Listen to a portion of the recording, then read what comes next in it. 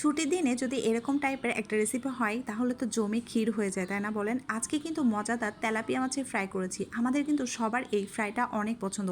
আমার ছেলের বায়নাতেই আজকে এই ফ্রাইটা আমাকে করতে হয়েছে। তো চলুন দেখিয়ে দিই কীভাবে করলাম। আসসালামু আলাইকুম সবাইকে, সবাই কেমন আছেন? আলহামদুলিল্লাহ আমি ভালো আছি।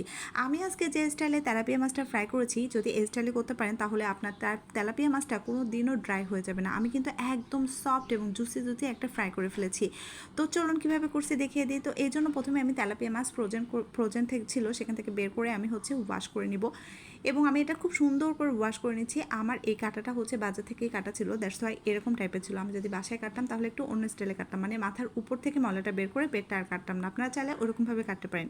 তো এটা আমি খুব সুন্দর করে কেটে কুটে আর যেটা বাকি ছিল এবং ওয়াশ করে নিচ্ছি সুন্দর করে। তারপরে আমি এটা আবার একটু জিগজ্যাগ করে নেব যেন মশলাটা ফুলফিলভাবে মাছের ভিতরে ঢুকে যায়। তারপরে এটা আমি আবারও একটু লবণ দিয়ে একটু লেবুর রস দিয়ে হালকা কুসুম গরম পানিতে ওয়াশ করে নিব। তো এই মাছের প্রসেসিংটা হয়ে গেলে আমি মশলাটা ম্যারিনেটের জন্য যে মশলাটা লাগবে সেটা প্রসেসিং করা শুরু করে দিব। তো চলেন তার জন্য কী কী লাগছে দেখিয়ে দিই। তো প্রথমে আমি নিয়েছি এখানে 2 থেকে 3 টেবিল চামচের মতো চালের গুঁড়ি, এবং এর ভিতরে দিয়ে দিলাম পরিমাণ মতো লবণ, হলুদের গুঁড়া, মরিচের গুঁড়া, জিরার গুঁড়া, এবং এর ভিতরে দিয়ে দেবো বারবিকিউ মশলা 1 টেবিল চামচের মতো, এবং এখানে দিয়ে দেবো সরিষার তেল এবং লেবুর রস। সেটা দিয়ে হালকা একটু নাড়াচাড়া করে এর ভিতরে আমি পানি দিয়ে ভালো করে মিক্সচার করে নেব। আর হ্যাঁ, যে জিনিসটা না দিলেই নয় সেটা বারবিকিউ সস। এখানে অবশ্যই বারবিকিউ সসটা ব্যবহার করবেন, না হলে কিন্তু এর ফ্লেভারটা একদম সুন্দর হবে না। তো যাই হোক, মশলাটা আমার রেডি হয়ে গিয়েছে একদম। এখন আমি মাছটা ম্যারিনেট করব। মাছটা আমি ভালোভাবে নিয়ে নেব এবং চারিদিকে সুন্দর করে মাখিয়ে নেব, কোনো জায়গার জন্য গ্যাপ না থাকে, এবং এটা আমি 30 মিনিটের মতো ফ্রিজে রেখে দিব রেস্টে। 30 মিনিট পর এটা আমি ভাজা শুরু করব। তো মাছটা ভাজার সময় আমাকে অবশ্যই খেয়াল রাখতে হবে যেন মাছটা ভেঙে না যায়, এজন্য খুব সচেতনতা অবলম্বন করতে হবে মাছটা ভাজার জন্য। আর খুবই সময় নিয়ে ভাজতে হবে। এখানে কিন্তু গ্যাসের ফ্লেম একদম লো রাখতে হবে, মিডিয়াম লো রাখতে হবে, একেবারে লো না।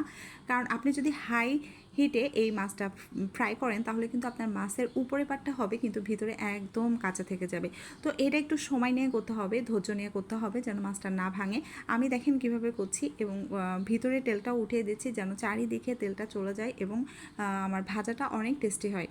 তো এক পর্যায়ে মাছটা যখন হয়ে যাবে আমি এদিক ওদিক উল্টায়ে আমি মাছটা উঠিয়ে নিব, এবং এটা আমি পরিবেশন করে নিব। তো আসল ট্রিক্স সেটা আপনাদেরকে বলে দিই, যে মাছ তো এরকম করলাম, মাছ ফ্রাই হলে তো সবাই করতে পারে, কিন্তু মাছের যে জুসি জুসি ভাবটা এটা আমি কীভাবে নিয়ে আসছি। তো চলুন দেখিয়ে দিই। আমি যে মশলাটা ম্যারিনেট করেছিলাম মাছের জন্য, সেই মশলাটাই আমি এখন করব।